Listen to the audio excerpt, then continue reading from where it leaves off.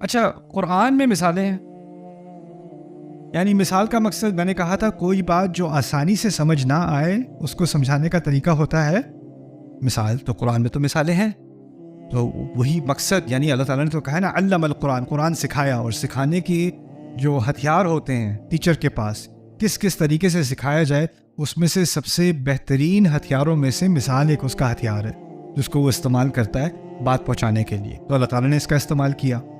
اچھا، نولڈیکی کے نام سے ایک مستشرق اورینٹلسٹ پروفیسر تھا. اس نے قرآن پر بہت تنقید کی، اور اس کی تنقید میں اس نے اس آیت کے بارے میں خاص تنقید کی. کہتا ہے قرآن کی مثالیں، وہ لکھتا ہے قرآن کی مثالیں بے تکی ہیں، ان کی کوئی سینس نہیں بنتی، اور اس لیے یہ امپریسو لٹریچر نہیں ہے، میں اس سے زیادہ متاثر نہیں ہوا. اور مثال کے طور پہ وہ اس آیت کو لاتا ہے. اس آیت کا ترجمہ اکٹھا کرتے ہیں حنفاء للہ غیر مشرکین بہ، جو اللہ تعالیٰ کے لیے خاص حنیف ہو گئے، فوکس ہو گئے، بغیر اس کے ساتھ کوئی شرک کیے. ومن یشرک باللہ، اور جس نے بھی اللہ تعالیٰ کے ساتھ شرک کیا ہو، فکأنما خر من السماء، تو ایسا ہے جیسے کہ وہ آسمان سے گر رہا ہو.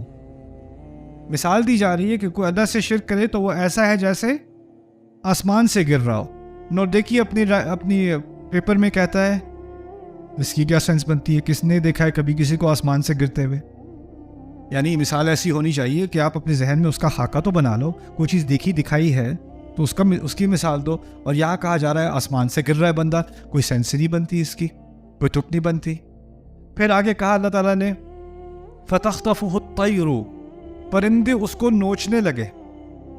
آسمان سے گر رہا ہے اور پرندے کیا کر رہے ہیں؟ نوچ رہے ہیں. کہتا ہے پہلے ہی سمجھ نہیں آ رہا تھا کہ آسمان سے گر رہا ہے، اب آسمان سے گرتے گرتے پرندے بھی اس کو نوچ رہے ہیں، اس کی کوئی سینس نہیں بنتی. او تہوی بہ الریح، یا پھر آخر کار اس کو ہوا اڑاتی پھرتی ہے، یعنی اور کہیں دور لے، فی الی مکان سحیق، اور فی مکان سحیق، یعنی ایک ایسی انجانے مکان تک اس کو ہوا لے جاتی ہے. یعنی اگر وہ آسمان سے گر رہا ہے تو وہ لاہور کے درمیان میں گرے یا کسی جنگل میں جا کے گرے، مرنا تو اس نے پھر بھی ہے. اس سے کیا فرق پڑا کہ وہ کوئی جانی پہچانی جگہ پہ گرے یا کسی انجان ویران جگہ پر جا کر گرے، مکان سے ہے ویران جگہ، وہاں جا کر گرے، اس سے کیا فرق پڑے گا؟ اس کا یہ کرٹیسزم تھا، اس نے یہ تنقید لکھی اس مثال پر.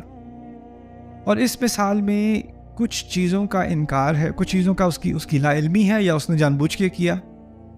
اور وہ کیا ہے کہ قرآن کی مثالیں پہلے کسے دی گئی تھیں؟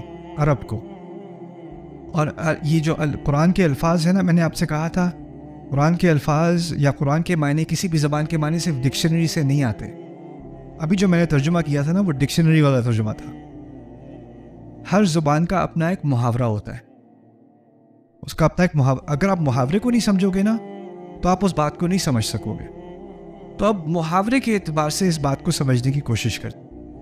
پہلی بات، عرب کے ہاں اکثر و بیشتر آخرت کا کانسیپٹ نہیں تھا. وہ نہیں مانتے تھے کہ مرنے کے بعد کچھ ہونا ہے.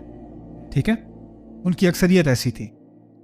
اگر مرنے کے بعد کچھ نہیں ہونا تو جیسے جیسے بندہ عمر میں بڑھتا چلا جا رہا ہے اس کی ڈپریشن بھی بڑھ رہی ہے، کیونکہ جو اس کی زندگی ہے اس میں تھوڑا سا ہی ٹائم رہ گیا، اس کے بعد کچھ بھی نہیں ہونا، اس نے ختم ہو جانا ہے.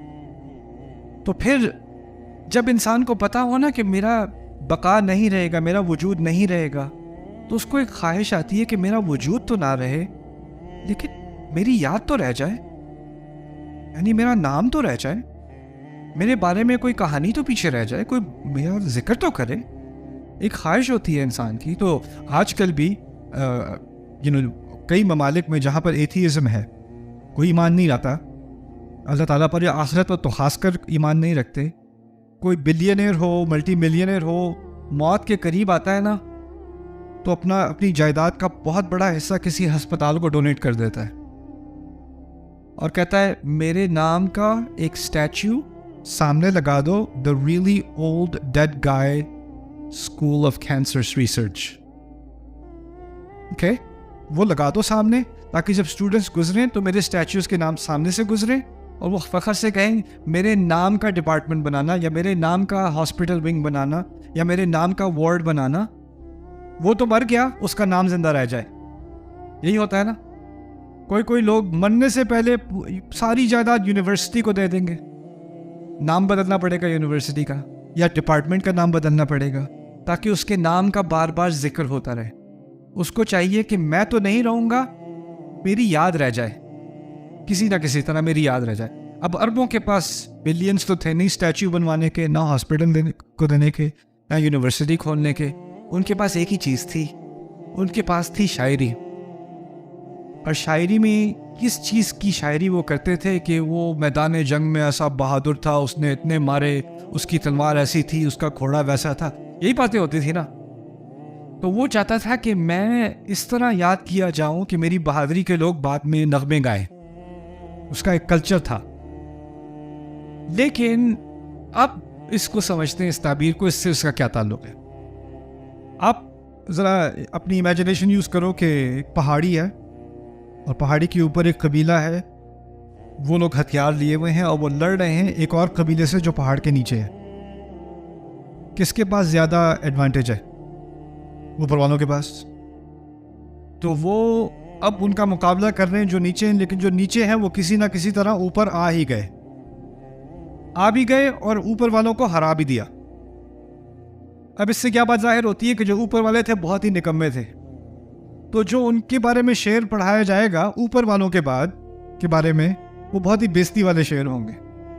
اور پھر ہوا کیا کہ یا تو وہ اوپر پہنچے اور اپنے دشمن کو قتل کیا، اور دشمن کو قتل کر کے اس کی لاش کے ساتھ کیا کیا، اٹھا کے اوپر سے پھینک دیا.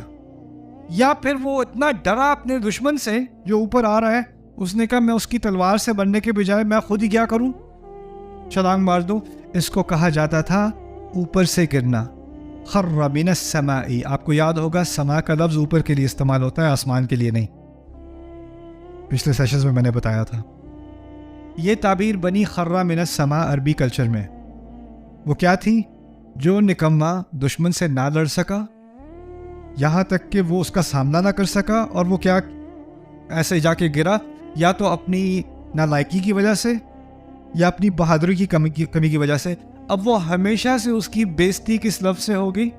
خر من السماء، آسمان سے گرنے والا. کانما خر من السماء. اچھا وہ گر گیا. اب اس کے نام پہ اتنی ذلت ہے کہ جو اس کے اپنے قبیلے والے ہیں نا، وہ بھی آ کے اس کی لاش کو کلیکٹ نہیں کرتے کہ جا کے اس کو ٹھیک طرح سے دفنا دیں. اس کو نوچنے کون آتا ہے؟ پرندے آتے ہیں. طیر کا لفظ I don't know the word for vultures in Urdu. What's vultures? گد آ کے اس کو نوچ رہے ہیں. طیر کا لفظ گد کے لیے استعمال ہوتا ہے عربی میں بھی. تو اب اس کو آ کے گدیں آ کے اس کا جنازہ گدیں کر رہی ہیں، اس کی فیونرل سروس گدیں کر رہی ہیں. یہ بےزتی کے اوپر ایک مزید بےزتی، اہانت کے اوپر ایک مزید اہانت ہے.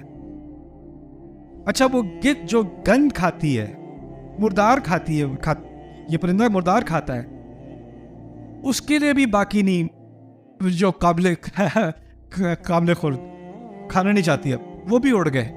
اب جو کچھ ایک دو لوتھڑے بچے، کچھ پیسز بچ گئے، اب کیا آتی ہے؟ ہوا آتی ہے اور کہیں نہ کہیں اڑا کے اس کو لے جاتی.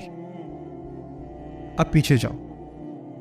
کہا تھا کہ تم میں سے جو کوئی شرک کرتا ہے نا، وہ اتنا اہانت آمیز جرم ہے، اتنی گھنونی حرکت ہے، تم اس کا روحانی اندازہ تو نہیں کر سکتے، لیکن تمہارے کیونکہ مثال دی جاتی ہے سننے والے کے نقطۂ نظر سے، تمہارے نقطۂ نظر سے جو بدترین صورت میں پیش کر سکتا ہوں، تو تمہیں کچھ آئیڈیا ہو جائے کہ یہ شرک ہے کیا چیز. یہ مثال سمجھ لو. فَكَأَنَّمَا خَرَّ مِنَ السَّمَاءِ فَتَخْطَفُهُ الطَّيْرُ أَوْ تَهْوِي بِهِ الرِّيحُ فِي مَكَانٍ سَحِيقٍ. تو یہ اصل میں قرآن نے ایک کلچر کو سمجھ کر اس سے بات کرنے کی بات کی، سکھائی ہے ہمیں بھی. جب مثال دی جائے تو آپ پہلے سمجھو تو صحیح کس سے بات کر رہے ہو، کیا بات ان کو سمجھ میں آئے گی، کس طرح کی مثال ان کو سمجھ میں آئے گی.